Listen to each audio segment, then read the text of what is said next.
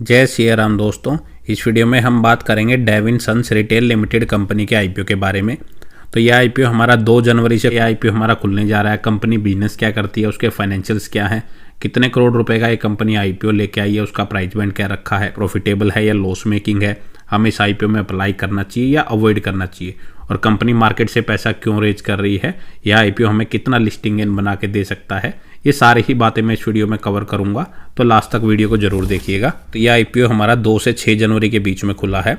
55 रुपये पर शेयर इसका प्राइस बैंड रखा गया है। एक लोट में कंपनी आपको 2000 शेयर ऑफर कर रही है और टोटल इशू साइज लगभग 8.78 करोड़ रुपए का लेके आई है और सारा का सारा फ्रेश इशू के जरिए रेज कर रही है।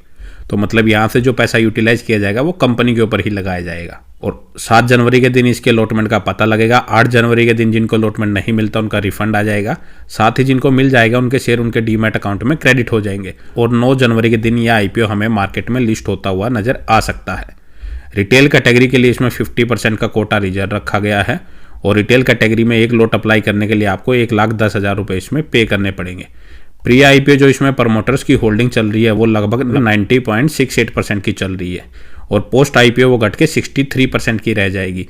तो ऑलमोस्ट 27% की हिस्सेदारी यहाँ पे बेची जा रही है। तो इसके बाद अगर हम कंपनी के बिजनेस की बात करें तो कंपनी की जो स्थापना वो मार्च 2022 में ही हुई है। मतलब 2 से 2.5 साल ही अभी तक इस कंपनी को हुए हैं। कंपनी का जो मेनली बिजनेस नजर आ रहा है वो जो हमारे रेडीमेड गारमेंट्स होते हैं उनकी मैन्युफैक्चरिंग एंड डिजाइन का ये कंपनी काम करती है। गारमेंट्स में अगर हम इसके प्रोडक्ट देखें उनमें jeans, denim jacket and shirts और अलग अलग ब्रांड्स के लिए कंपनी बनाती हुई नजर आ रही है। और कंपनी ने अपने बिजनेस सेगमेंट को 2 कैटेगरी में डिवाइड किया है। एक तो ये जो कंपनी जो रेडीमेड गारमेंट्स है इनकी मैन्युफैक्चरिंग करती है, साथ ही कंपनी जो कुछ एफएमसीजी के प्रोडक्ट हैं उनकी डिस्ट्रीब्यूशन का भी काम करती हुई नजर आ रही है। यानी कि अगर हम रेडीमेड गारमेंट्स बिजनेस की बात करें तो कंपनी जो ये गारमेंट्स बनाती है वो खुद भी बनाती है, साथ ही कंपनी कॉन्ट्रैक्ट बेसिस जो लेबर होती है उनसे आउटसोर्स भी ये बनवाती हुई नजर आ रही है। लेकिन जो ये आउटसोर्स भी कंपनी अपनी ये गारमेंट्स की मैन्युफैक्चरिंग करवाती है, लेकिन उनका डिजाइन और उनके जो क्वालिटी टेस्टिंग होती है कंपनी खुद ही करती है। फिर उनसे वहां से वो कंपनी अपने वेयर हाउस में डिलीवरी लेती है, फिर वहां से अपने कस्टमर्स को ये डिस्ट्रीब्यूट करती हुई नजर आ रही है। और कंपनी के अगर हम एफएमसीजी प्रोडक्ट डिस्ट्रीब्यूशन का बिजनेस देखें तो उसमें कंपनी जो हमारी various type of cookies, potato chips, oil, soft drink, toffee, chocolates etcetera ये अदर एफएमसीजी कंपनियों को डिस्ट्रीब्यूशन का काम करती है।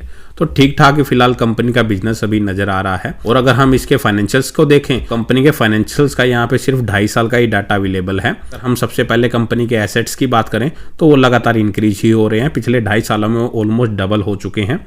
और कंपनी का अगर हम रिवेन्यू देखें 2023 में कंपनी का जो रिवेन्यू था वो ऑलमोस्ट 4 करोड़ के आसपास था, जो 24 में बढ़ के 13.5 करोड़ के आसपास पहुंच चुका है। और फाइनेंशियल ईयर 25 के सेकंड क्वार्टर तक कंपनी ने लगभग 6.5 करोड़ के आसपास का रिवेन्यू किया है। हम इसको 2 से मल्टीप्लाई करते हैं तो पूरे फाइनेंशियल ईयर का अगर हम निकालें एवरेज तो वो ऑलमोस्ट 13 करोड़ का ही जो कंपनी का रिवेन्यू है वो इस साल भी रह सकता है। प्रॉफिटेबिलिटी देखें तो 2023 में 56 लाख का प्रॉफिट कंपनी का बढ़ के 1.5 करोड़ के आसपास हो चुका है 2024 में। और फाइनेंशियल ईयर 25 के सेकंड क्वार्टर तक कंपनी का जो प्रॉफिट है वो लगभग 73 के आसपास है। तो इसको भी अगर हम 2 से मल्टीप्लाई करके एवरेज लें पूरे साल का तो कंपनी ऑलमोस्ट 1.5 करोड़ के आसपास ही प्रॉफिट इस साल भी कर सकती है। 2 साल के डाटा को पीछे से कंपेयर करें तो कंपनी का जो रिवेन्यू है वो काफी तेजी से ग्रोथ हुआ है और कंपनी के जो प्रॉफिटेबिलिटी देखें तो वो ऑलमोस्ट 3 गुना के आसपास बढ़ चुकी है। और इसके अलावा कंपनी के ऊपर लगभग 2 करोड़ का कर्जा देखने को मिल रहा है। लेकिन सबसे इंपॉर्टेंट चीज, अगर आप कंपनी की करंट प्राइस के अकॉर्डिंग मार्केट कैपिटलाइजेशन देखेंगे वो सिर्फ लगभग 29 करोड़ की है। तो 30 करोड़ से नीचे की कंपनी की मार्केट कैप देखने को मिल रही है। तो सोच सकते हैं कितनी छोटी ये कंपनी होने वाली है। और ऐसी कंपनियों में रिस्क काफी ज्यादा रहता है, तो आप उस रिस्क को जरूर ध्यान में रखें। कंपनी 20 के मल्टीपल पीई पे अपने आईपीओ को लेके आ रही है और फिलहाल इसका कोई लिस्टेड कंपटीटर्स अभी मार्केट में नहीं है। तो वैल्यूएशन वाइज कंपनी की जो वैल्यूएशन है, जो पीई वाइज अगर हम देखें तो वो ठीक ठाक वैल्यूएशन लग रही है, वो ज़्यादा महंगी नहीं लग रही है। ओके वैल्यूएशन पे कंपनी अपना आईपीओ लेके आ रही है। और कंपनी जो मार्केट से पैसा रेज कर रही है उस पैसे का यूज कंपनी अपनी जो नए वेयर हाउस परचेज करने के लिए जो फाइनेंस की जरूरत पड़ने वाली है उसको पूरा करेगी। साथ ही कंपनी को फ्यूचर में जो वर्किंग कैपिटल की रिक्वायरमेंट पड़ेगी वहां पे इस पैसे का यूज करेगी और जनरल कॉर्पोरेट पर्पज के लिए इस पैसे का कंपनी यूज कर सकती है। और अगर हम इसका आज के दिन लेटेस्ट ग्रे मार्केट प्रीमियम देखें तो वो अभी 0 रुपए पे ही फिलहाल चलता हुआ नजर आ रहा है। तो फिलहाल ग्रे मार्केट प्रीमियम में इसकी कोई डिमांड नहीं चल रही है। तो ओवरऑल बात करें इस आईपीओ को अप्लाई करें या ना करें तो लिस्टिंग इन के लिए ही मेनली हम आईपीओ अप्लाई करते हैं। तो करंट ग्रे मार्केट प्रीमियम तो अभी 0 पे ही चल रहा है, तो करंट ग्रे मार्केट प्रीमियम के अकॉर्डिंग तो यह लग नहीं रहा कि आपको कोई लिस्टिंग गेन देगा, तो बेटर है इसको अवॉइड ही करें।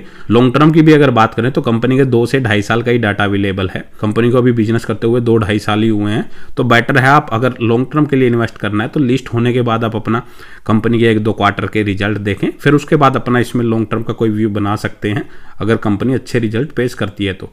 बाकी फाइनल डिसीजन आपका है। यह एक एसएमई आईपीओ है, इनमें थोड़ा सोच समझ के ही अपनी इन्वेस्टमेंट करें। तो इस वीडियो में इतना ही। अगर आपको वीडियो अच्छी लगी तो वीडियो को लाइक करें और ऐसे ही आईपीओ से रिलेटेड डेली अपडेटेड वीडियो के लिए हमारे साथ जुड़े रहिए।